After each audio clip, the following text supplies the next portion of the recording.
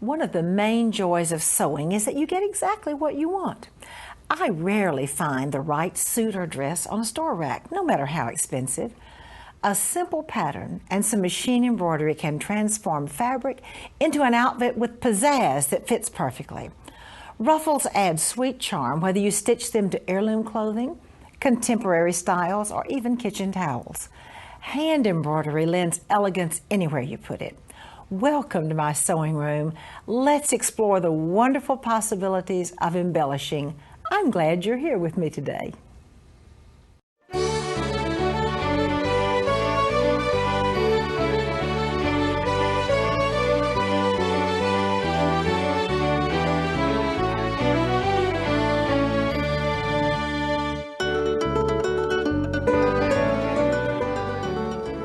Machine stitching can absolutely take a very simple outfit and just add that touch of elegance that makes it a true designer. I love what this suit has. You can see the binding has, by the way, this is not machine embroidery. This is simply a scallop off of your sewing machine. The beautiful scallop comes down the front of these elegantly covered buttons. Then look at the ruffle. How pretty and how tailored. It has the beautiful scallop around the ruffle. I cannot wait to show you this skirt. It is so cute. Now, using the circular attachment, which means that your regular sewing machine will sew in a circle, we have done the circular stitching on the big circle, then done circular stitching on a small circle, cut it out with pinking shears and put a little button, and 3 of these really designer touch up circles come down the skirt. Let's see how easy it is to make this. The circular attachment, which my friend will show you in just a minute. First of all, it might be a good idea just to practice together. And this is a beautiful little scallop stitch. All right, after you practice and get the size you want, you make the small one like we used on the skirt. Then with pinking shears, simply cut around it. Okay, now I'm going to have to make the bigger scallop for the ruffle. This is a really easy, fun ruffle to make. I mark the center point. I'm going to stitch around exactly how big the sleeve bottom will be. Then my beautiful little scallopy stitch. And then I need to go ahead and stitch the outside too. So I'm going to use my circular attachment 3 times there. Then I cut out the outside, cut out the inside. I've got to cut a little slit in this so I can attach it. And then it has a little binding on the bottom. And then we're ready to put it on the bottom of that sleeve. I am so happy to have as my guest today my very dear friend and business colleague, Joan Mellinger. Joan is Director of Education for Brother International. Joan, thank you for being here and welcome to the show. Thank you so much, Martha. You know, I love that blouse too. And you know, right on the back of the blouse is a cute little touch as well. I didn't even notice Joan, it. Isn't that cute? So, you know, your look is there coming and going. Cute. Isn't that sweet? This is sweet and elegant. Definitely.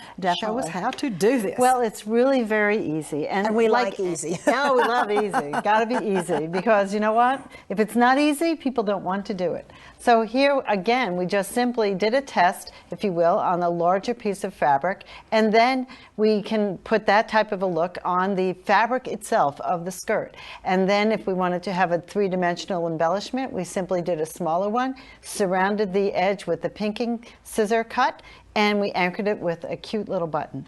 And again, I love to use my accessories not only to accessorize and make something, but also as a tool to make the job easier and better.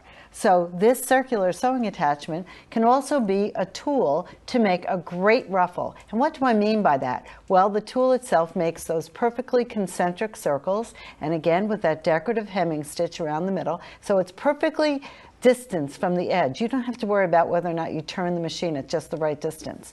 And then when I'm done creating this big circle here, then I simply take the circle and cut the slit in it, as you said, so that now I have a larger piece that kind of ruffles as I hold it. You can see that. And I then attached it to the skirt, to the edge of the sleeve very easily, and then I put some self-covered matching binding to it. Let me show you how easy it is. We simply attach the circular attachment to the bed of the machine, And I anchored it in the center with this handy little pin device. And there is a ruler tool on there so that I can move so that my circle can be shorter or wider. It's very easy to move it along. Just slip it along. Wow. I can also attach different types of feet, so I could run cording through the foot and have a circle with a corded finish to it. Or I could even put some ribbon, or I could even add some embroidery floss and make a fringe. But I've simply selected a decorative stitch, any decorative stitch or straight stitch, whatever you'd like. I've selected that stitch, and then I just simply start. This machine will work with both the start and stop button or your foot controller. So I have my foot controller attached, and I'm just sitting here, no hands. No hands. And it's going to sew a perfectly formed circle for me. I don't have to worry whether or not, you know, years ago I was on the show, many years ago, where we did this technique in a wooden hoop. And while it got the job done, you still had to hold very closely to be sure that it hugged the edge of the wooden hoop. Now we've automated that, and look at how easy and fun that is. So I'm hoping we got some great ideas. And this is with your regular, so this is not machine embroidery. No, no, no. This is just your regular sewing machine. You can choose any stitches you any want there. stitches you would like. And some machines even have a tool in it that let you make your own stitch. But I can also combine them. So I can make another circle, and I simply just cut the thread here. Let's just pick another circle for your viewers. And I'm going to move this, slide it along just before we end, so that you can see I picked another stitch, and there we go. So we're just about done, and while we're finishing up, it's still sewing. That is absolutely fascinating, and I absolutely love what you've done with this fabulous trick on this gorgeous blouse. Yep. And now June has some sewing inspirations to share with you.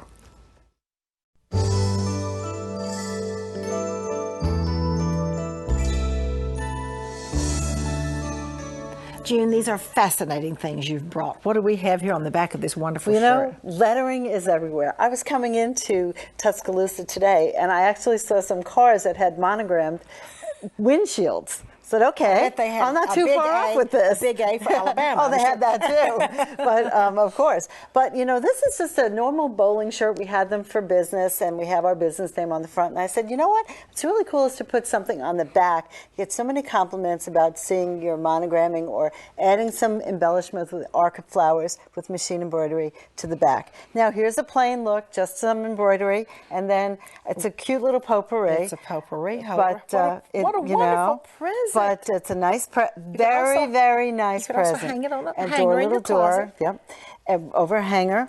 And again, we added the lettering, and now it becomes something special. Another little potpourri. Exactly. Such a fun way to use our embroidery machine. Exactly. Now here's kind of a reverse of this, if you will. We embroidered the whole background, and we left the center areas for the letters H-I-S open, and now the nubby of the towel pokes through. So that looks really cool too. Just wonderful. Doesn't it look great? Yes, yes. Now at our company, we were introducing Cyrillic alphabet, and we went, what the heck are we going to do with the Cyrillic alphabet?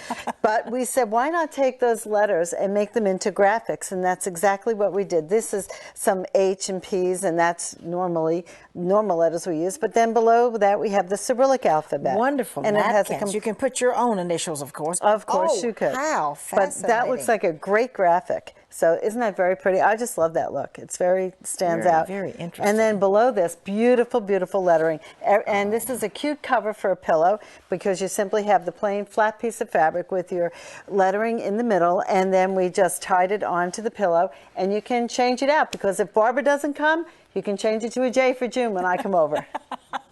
And you know what I love about this type of pillow with the removable cover? You can have also one for each season. Oh, yeah. And don't have to have 320 pillows in order to have one for every season. That's right. One for and every as you season. said, if Barbara didn't come, you can change it to an M. June, these are absolutely fascinating ways to use and enjoy machine embroidery, and how much fun we're having with machine embroidery. And now June has a so quick, so easy idea to share with you.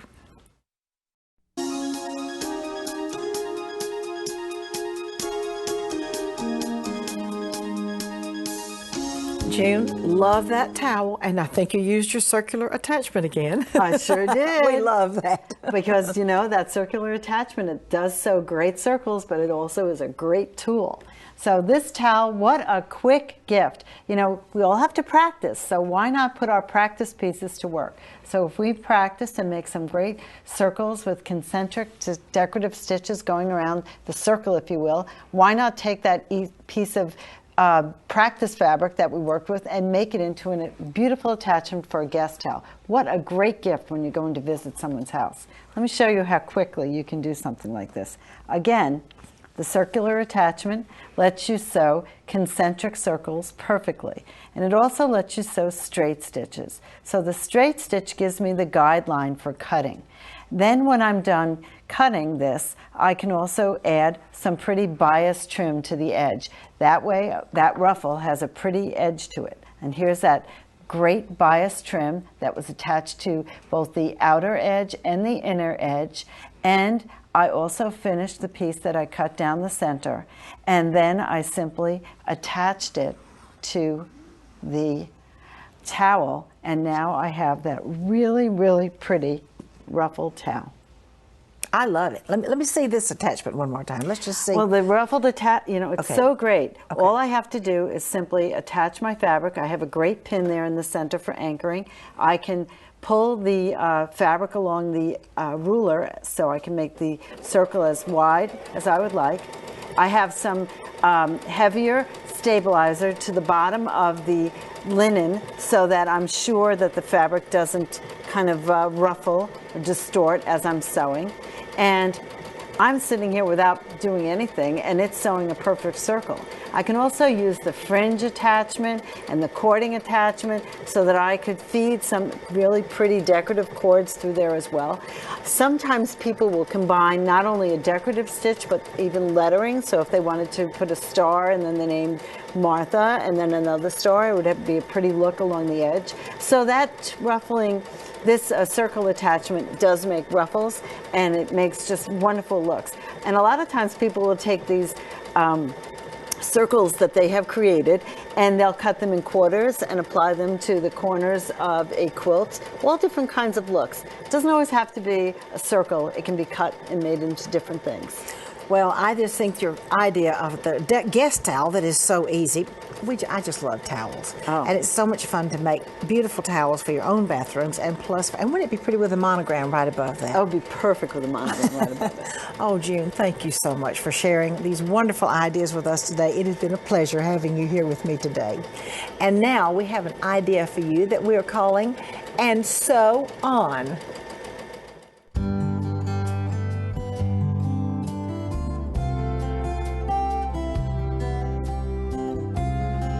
I'm so happy to have as my guest today, Kari Mecca. Kari is the owner and designer of Carry Me Away. She's the author of 4 books, a frequent contributor to So Beautiful magazine, and a teacher at the Martha Pullen School of Art Fashion in Huntsville. Kari, welcome to the show. Thanks for having me, Martha. I can't wait to see that cute dress. We're going to sassafras our skirts. And by that, I mean we're going to make wavy tiers in a skirt. And what I've done is I have a basic square yoke dress, and I'm going to show you how to cut your pattern piece in wavy lines, and then how to make a flounce to put it for a ruffle at the bottom. So, how cute! Oh, me. With a square yoke pattern, you would have a basic block with the armholes cut out for your skirt, and I would suggest folding it to get creases for your fourths. And then I just drew wavy lines. You see the red? And I just cut on those lines. Now the bottom tier is a flounce, and we need to flare that. So let's show you how we do that. We're going to take, this is our basic piece for number 4, our flounce, and I've drawn lines every 2 to 3 inches. And then we're just simply going to cut on those lines and spread, and it makes a flounce. So once you have all of your pieces cut, and I used a different print for each tier. So there's actually 5 prints in this fabric, 4 tiers in our skirt and then 1 for our yoke. This is our top 2 tiers, and we're just simply going to take, and we're going to start at the edge, and we're just going to match our edges. Don't worry about the waves or the wavy lines. We're going to just simply match our edges and pin. Now, it's not going to lay flat, but that's okay. See how it puckers when you sew? But as long as your edges match, we're just going to sew our seam, press it flat, and when you open it up, it'll lay flat. Now our next tier, we're going to add some trim to. So we're going to put some rickrack on it. So actually I have stay stitched the top edge of our tier, and I turned it under along that stay stitch line. Then I'm going to glue baste rickrack right behind that wavy edge. And can you see it's a finished edge? We want half of the peaks showing. And then we're just simply going to lay that on our first two tiers. See how nice that seam turned out? Then we're just going to lay this on top and then just top stitch it down. And actually, seaming it this way, you know it's going to match perfectly. Very easy to fit, quick and easy thing to do. Now, once you finish those 3 tiers, you're actually going to lay your pieces together. See all those pretty waves? You're going to lay them right sides together. Here's our armholes, and we're just going to sew our side seam. Now we've got one long skirt, front and back all together. And from there, we're going to attach our flounce. Now the flounce can be a little tricky. Now I really curved this edge. So I only spread these pieces maybe a 1/2 inch. And then when I got over to this edge, you know, look, I can't help myself, because I want to see what it's going to turn out like. This will have gentle gathers. This will be very flared. But you do need to put right sides together, and we'll seam this into one piece. And then I actually attached this, you pull this out flat. Here, let me show you. And we're going to sew that to the bottom of, but can you see how a little gather versus a lot of gather, or a lot of curl in my flounce? And I actually sewed these with entredot between. So I'm going to put my entredot on my 3rd tier, the bottom of my skirt piece, and I'll straight stitch and then roll and whip, fold that down, and then do the same thing. And this is actually my flounce. And then we're actually going to just hem it, and our dress will be finished. And then I add maybe some rickrack and trims to all those seams, some buttons, some sequins, and you'll have a very sassy, frassy dress. Sassy, frassy dress. Kari, I love it. Thank you so very much. And now I have some hand embroidery to share with you.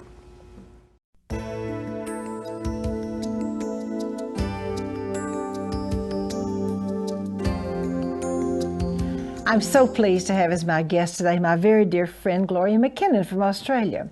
She is an internationally known teacher and author of 16 books. For 18 years, the presenter of a weekly needlework segment on the Today Show in Australia. She is the editor of many Australian quilting and embroidery magazines and a contributor to So Beautiful magazine. Gloria, welcome to the show. Thank you, Martha, and thank you for inviting me. Today I want to share a flower that we make with silk ribbon. And I always refer to this one as Joan's flower, because Joan loves making these flowers. One of your students. She's one of my students, and she really enjoys them. I love them also, but she just puts them on everything. And if we look at this one here that I've completed on my work page here, that we can see the completed one, but we start out, there's a lot of time, unfortunately, needed to get to that stage with that one. So we've got a yard, one whole yard of ribbon. Now this one is 13mm ribbon. You can make them in 7, you can make them in 4, and you can also make them in a 2mm ribbon, which is really, yeah, I know, but you don't do that very often. Joan does, but I don't do that very often. But I'll just show how we do it on here, and you just have to slowly do it. Just sit and take your time. I wouldn't normally use this green, right? I'm going to show it from here. So I would start here. Now, you need to do it so that each triangle that we're doing on here is going to be the width of the ribbon. So it means if you were working on a different width, you would just lay. So if I lay this down flat here on the table for the moment, and then just turn this back around on itself here just for the minute, that we can see that each triangle on there, or each pyramid, is the width of a ribbon. So of the ribbon that you're working on. So that's why it's important. Okay, so now the other thing that's really important is that I work over the edge of the ribbon. And this was a flower that we used to use using a bias and then also just a straight piece of fabric when we were doing Baltimore album quilts. So it isn't new. I mean, it's just something that's been around for a long time. People who do Baltimore album quilts are very familiar with it, but we like to use it in ribbon. Now, this is the important part. If we look here, my needle now is below, it's underneath the ribbon. I have to make sure now that I come over the ribbon. And then I'm going to do another little gathering stitch up to here. And I'm just eyeballing to make sure that I've got that right width spacing there. And then I'm going to go over. Now, I've always said that a good teacher doesn't show you the wrong way to do something, but I actually am going to show you just so that you know what I mean that would be wrong. If you look now, my needle is on the top of my work. If I were to continue and then do it down there, that would be wrong. It truly would not pull up the way we want. So I have to make sure that I go over. That's what I mean by over. Or if you want to say under. See, my thread is on the top. Now I'm going to take my thread in underneath. Now I'm back to doing it correctly from there. And so then I angle it across. And it doesn't sound like much, but it really is very, very important. Okay, so we continue along. We do that entire yard of that. And that yard, and you would use a matching thread. You wouldn't use the green. I just wanted to make sure that you could see that yard. Then you I should show you, sorry, back to here. I should show you how we start to pull it up. That would be very helpful. It would make a big difference. Hold the thread. Don't pull the ribbon quickly. Just sort of pull it up to about that, so that we've got, and you can see why I certainly wouldn't use green, because that's all I can see when I look at this. So that amount that I had that was sort of that long now is only that long. So that. Do you wait and pull it all at the end? No, as you go. Okay, I do about 4 as inches you at a go. time, Okay. and then I would end up with that. And then I turn this piece underneath and stitch that down. Here, just catch that then. And again, I'd be using a matching thread. And then we would start to roll it. Okay. And I don't spend a lot of time on this centre, because if this centre doesn't work quite like I want, then that's when I put a really big bunch of beads in there to the centre, and then you just think that's a really pretty flower. And so I would be working from the back, and so I would just continue to roll, and each time on the back I would be stitching this. See, I'm just rolling now so that you can see. Maybe if I went through to the back with that, it would be helpful. If we go there with that one. And so I would continue to roll, but each time I would be catching it, rolling. Look at that. This already, see, without even catching the back of it, self-praise is no recommendation, but this is starting to look good. It looks beautiful. Very happy with this. Oh, you show us that beautiful And so if we just look at it even sitting there, then that becomes that, because I've anchored it on the back. And yeah, see, that wasn't a good centre. A lot of beads there, but isn't that pretty? It is beautiful. Whether it was a good centre or not, the beads are beautiful. Gloria, thank you so much. Thank you, Martha. And now I'd like to share a piece from my vintage collection with you.